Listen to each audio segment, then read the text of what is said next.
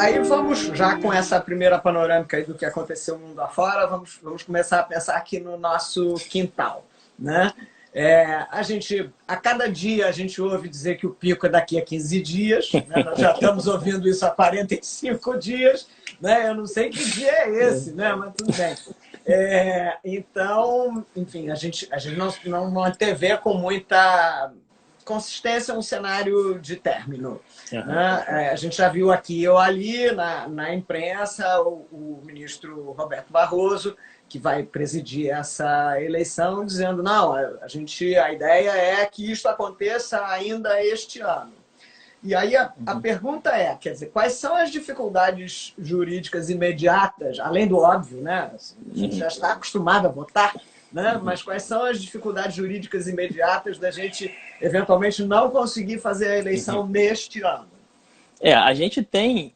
o principal problema de não fazer a eleição desse ano é a extensão dos mandatos parlamentares e de prefeitos. Então, assim, a Constituição Federal define o dia em que a nova legislatura e os novos chefes do Poder Executivo tomarão posse. Então, a primeira coisa é que a gente desrespeitaria a Constituição Federal, de cara, e não fazer eleição esse ano. Porque se a gente não faz, a gente não tem como dar posse aos eleitos, e aí a posse dessas pessoas estão marcadas para 1º de janeiro, seja de vereadores, seja de prefeitos. Então, a gente teria... por uma não execução da eleição, pela Justiça Eleitoral, por exemplo, uma prorrogação de mandato sem previsão constitucional. Então, a pessoa que foi eleita lá em 2016 continuaria no cargo? É a primeira pergunta, porque, assim, em tese, a eleição que ele teve em 2016 foi por um mandato de 4 anos. Então, o principal perigo hoje de uma prorrogação da eleição para o ano que vem é o vácuo de poder. Porque a gente não tem, porque se a gente fosse pensar num vácuo do poder de prefeito, a legislação toda prevê que, se na ausência de prefeito, devia ser assume o presidente da Câmara. Só que nesse caso o presidente da Câmara sai também. Também não tinha mandato. Isso, não tinha mandato. Então, assim, a gente fica num claro vácuo de poder. Muito estrutural. Então, assim, a gente tem mais de 5.500 municípios. Então, você imagina, no meio de uma pandemia, que os gestores têm que estar tomando decisões entre vida e morte, decisões administrativas importantes, a gente tem um vácuo de poder que seja de uma semana, já traria um problema. Então, assim, o primeiro grave problema de jogar a eleição para 2021, por exemplo, seria esse vácuo de poder. Sem contar todos os problemas jurídicos do próprio processo eleitoral. Então, assim, até a definição, essa brincadeira que a senhora falou de... tá parecendo bolão, né? Qual vai ser a semana do pico da pandemia, né? A gente está num chute a cada semana. Porque tudo isso, a gente tem alguns prazos na legislação eleitoral que eles são, ora, fixados em data, tem uma data certa para ocorrer, ora, eles são de acordo com dias referentes à data da eleição. Então, assim, a gente tem uma possibilidade de movimentar a data da eleição, só que trabalhando com datas fixas também. Então, por exemplo, o prazo que acabou ontem de fechamento de cadastro, ele não é uma data fixa.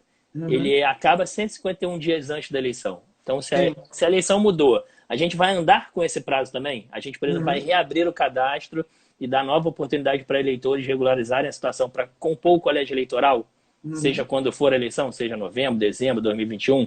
Esse é um primeiro problema, entendeu? Eu estava ouvindo a sua consideração aí sobre o problema de virtual prorrogação. Quero assinalar aqui a presença do nosso subprocurador, doutor Rubem. Obrigada, Rubem, pela presença aí. Mas eu estava ouvindo a sua consideração sobre o problema de que os mandatos terminam, e aí já minha cabeça de administrativista, né? Assim, a gente teria dificuldades em caracterizar, e fico imaginando uma má conduta de alguém que em tese era gestor, mas em tese terá perdido o seu mandato, né? Se isso depois é ou não é improbidade administrativa, porque ele era ou não era agente público em sentido estrito. Uma questão complicada mesmo.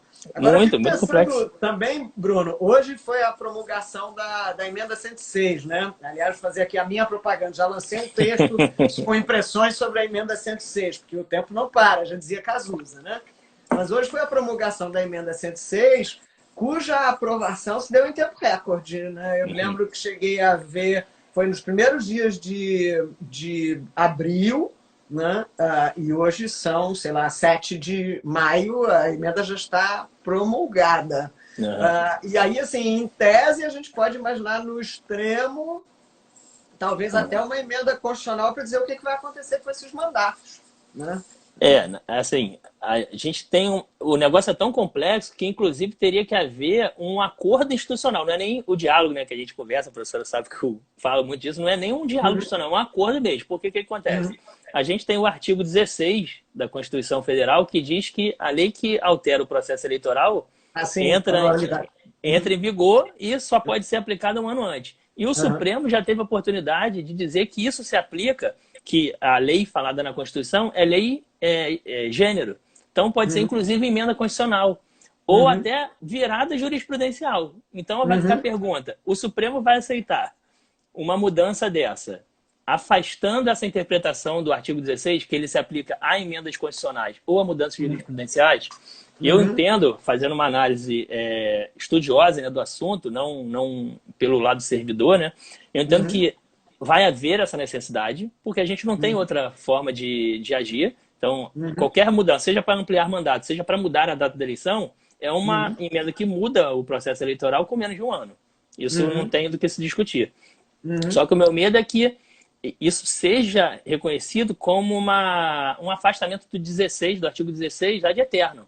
Então, assim, isso é muito perigoso, porque o artigo 16 veio trazer uma segurança para o processo eleitoral, para evitar essas legislações de conveniência, que deu uma estabilidade para o processo eleitoral. Então, o meu medo é que se afaste isso e tome essa exceção como uma regra que possa ser aplicada futuramente. Na verdade, acho que mesmo o Supremo, nesse acordo institucional, tem que deixar claro que, assim, olha, é uma situação excepcionalíssima, não é nem excepcional, por conta da pandemia. Então, não haveria uma solução jurídica que se adequasse à nossa jurisprudência. A gente tem tido em várias áreas isso, né? O receio é sempre de que as soluções, enfim, contingentes, né? As que são possíveis nesse momento, dadas as limitações, se eternizem, né? Eu tenho dito aí nas minhas lives, o que me preocupa menos que o dia da pandemia é o day after, né? O que vai acontecer depois, né? Porque a gente tem algumas interpretações de que a gente criou um sistema de precedentes baseado nos Estados Unidos, que o que o Supremo diz virou a lei de Deus na Terra, né? E não é assim, a gente tem que problematizar, inclusive contextualizar o precedente, não é? Então, assim, não é toda hora que acontece uma pandemia no Brasil, gente.